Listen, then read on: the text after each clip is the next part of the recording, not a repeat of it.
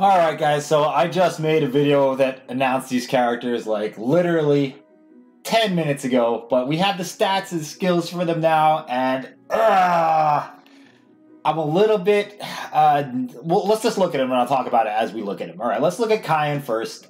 Kaien's going to be a power character. He's a Soul Reaper with the Soul Reaper Killer, so that's kind of unique.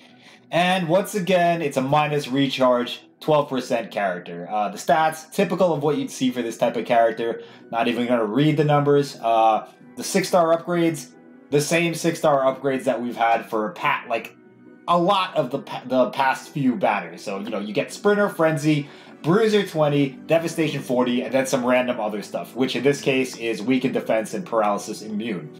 He's also going to be a ranged character, and he has the Vortex. So, guys, it's a very cookie-cutter template for this Kaien, so I don't expect great things from him. I'm sure the visuals will all look nice, but we've seen this type of character so many times now recently that it's really nothing interesting to talk about here.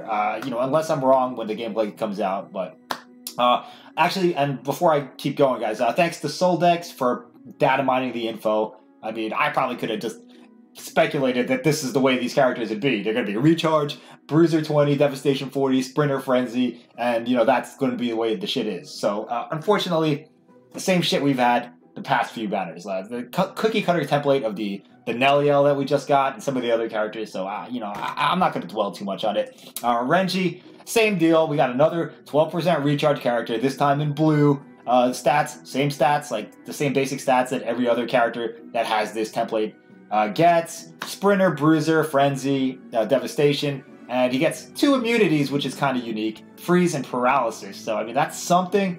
Weaken Attack, and he's a melee character. Other than that, there wasn't any more info than that. So, moving on.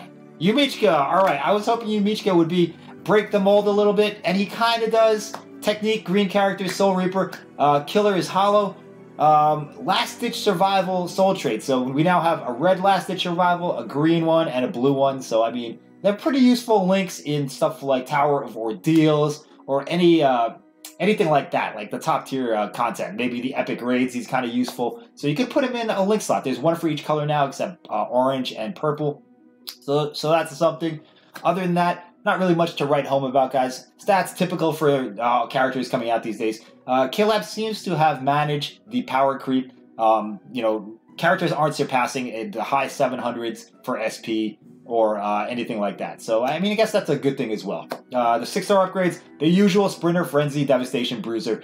He does have Long Reach and Debilitator because he has Paralysis. And as far as I know, he's a melee character. So, that's all I really got to say about these characters. Pretty cookie cutter. I'm not gonna summon that much unless they look really awesome, or unless there's some kind of mechanics they have that's not mentioned in the data mined info. But yeah, guys, that's the way it's going to be. Not too hype on the way they turned out. You know, I mean, hopefully the reason they're doing this is because they're working really hard on the book characters and the manga round 5 characters and the remade Espadas. So if that's the case, then I'll give them a pass on these banners. But if that's not the case, and, you know, the Espadas are just going to be more 12 recharge, you know, Sprinter, Frenzy, Bruiser, Devastation, and then some random other stuff, you know, it's going to be very disheartening. But anyway, that's all I got to say about it, guys.